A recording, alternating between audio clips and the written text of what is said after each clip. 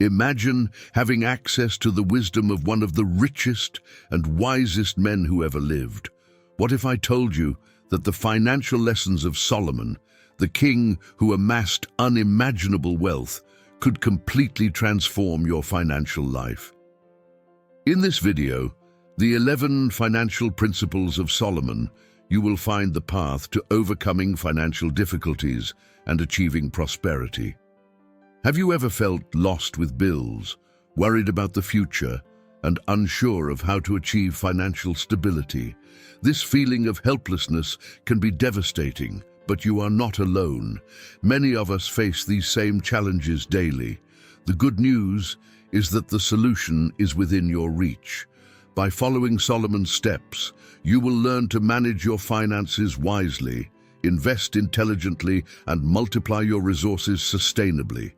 In this video, I will offer you a clear and practical roadmap to transform your finances based on millennial principles that have proven effective over time.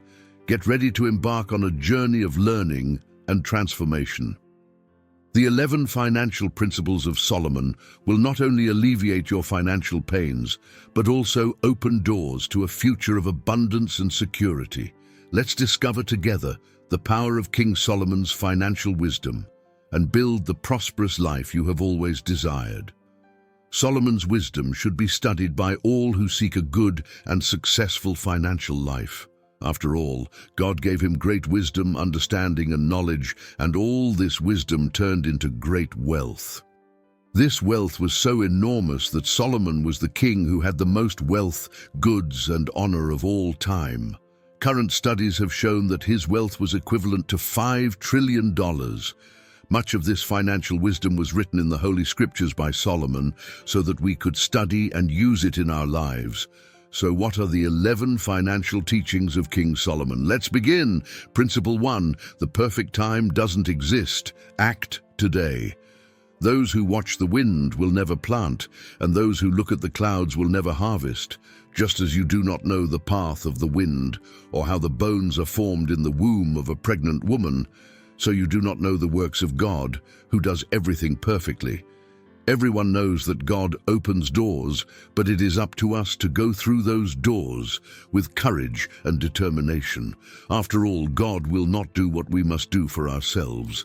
It's sad to say, but there are many people with dreams stored away, never taken off the paper. We dream a lot and achieve little by waiting for the perfect time that never comes. The time to act is today, now, because we don't know the path of the wind. This is what Solomon speaks of in Ecclesiastes 11.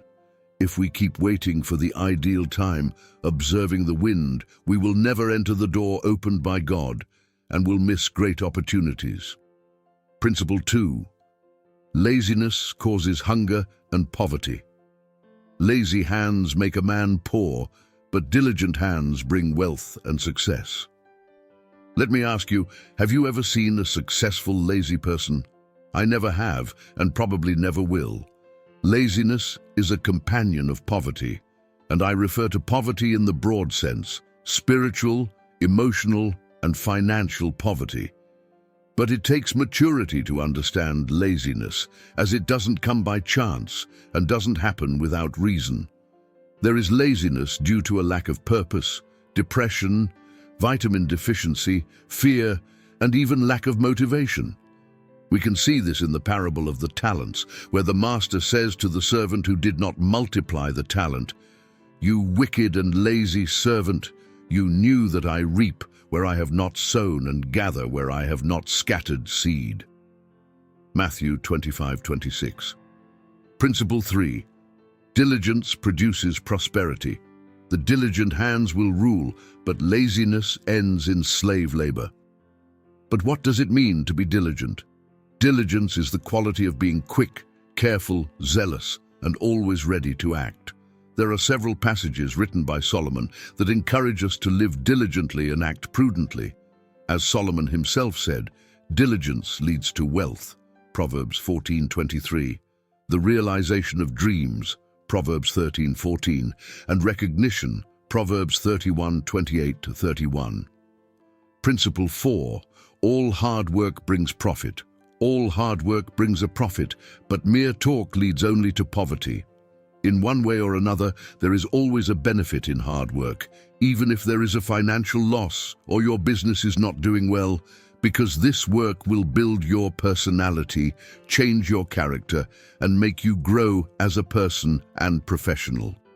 It was God who created and ordered us to work. When he created Adam and Eve, he commanded them to take care of the earth and the animals. Genesis 1:28. This work was good and pleasant, but when they sinned, the earth was cursed, and the work became hard and arduous. Genesis 3:17-19. Principle 5, hard work alone isn't enough. Intelligent work generates success.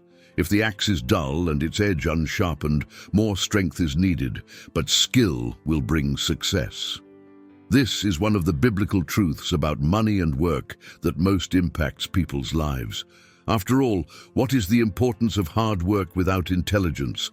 Sharpening the blade, in financial and professional terms, can have different meanings. For some, it means improving their qualifications by reading books, taking courses and specializations.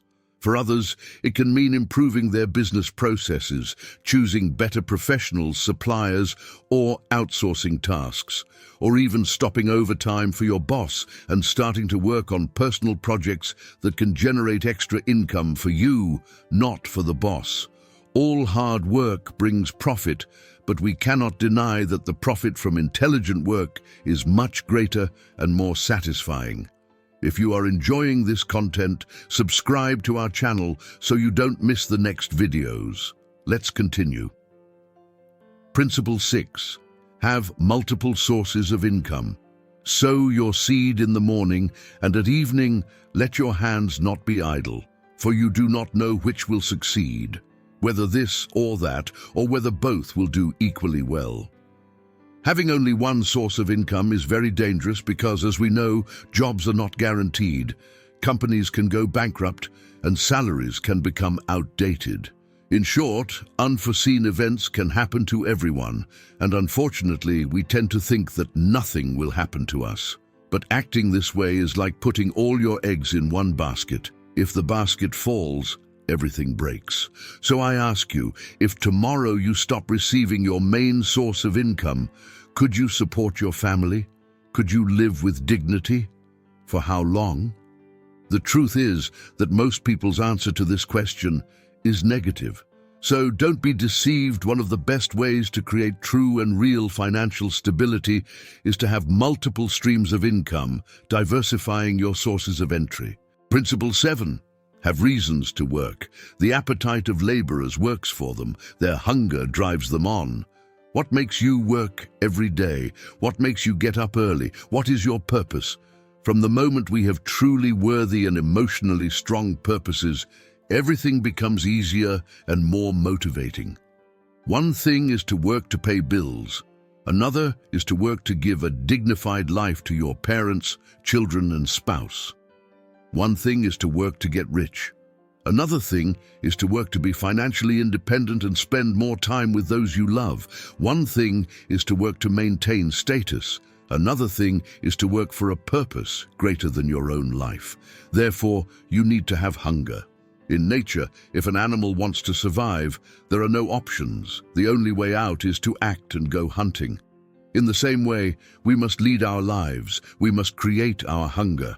Hunger for important reasons and strong purposes that push us to act every day. Principle 8. Do not deviate from your purpose. Those who work their land will have abundant food, but those who chase fantasies have no sense. Have you ever stopped to think about how many opportunities arise daily?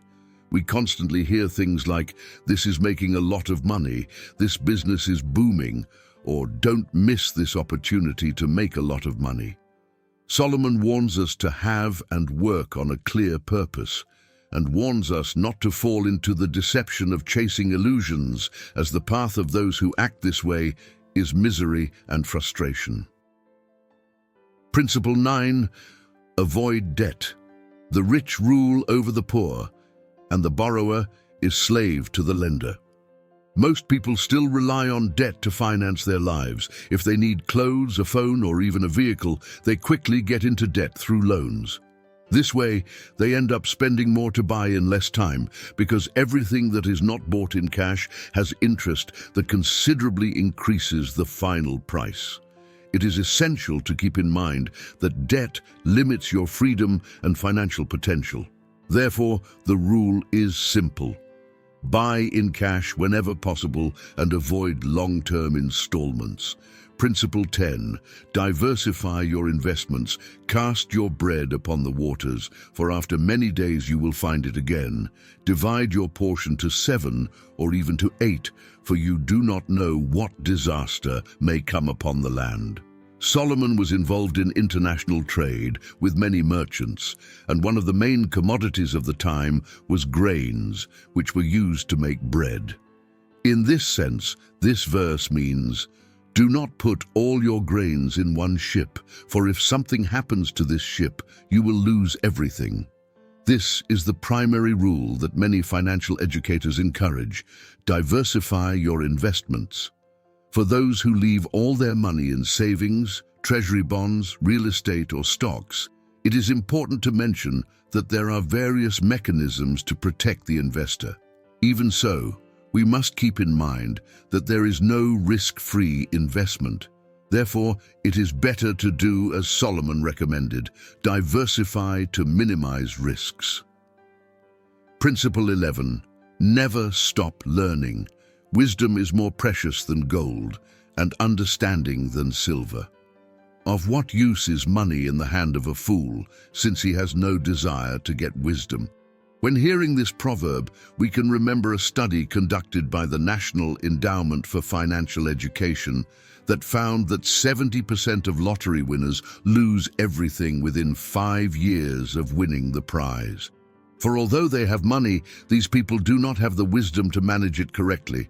Therefore, we must seek wisdom by reading books and articles, attending lectures and events, and taking courses to become more financially wise. Regarding this behavior, Solomon said in Proverbs 22:29, "Do you see a man skilled in his work? He will serve before kings, he will not serve before obscure men." Therefore, we must seek more wisdom than money, constantly investing in our knowledge. Reflect on this. If we apply Solomon's financial teachings, prosperity is inevitable. If you have come this far, then comment, "I am prosperous," and I will respond to your comment, because this way I know that you are indeed on the right path to a financially significant life. Now there are 2 videos appearing on your screen that I am sure will help you on this journey. Watch now. God bless you.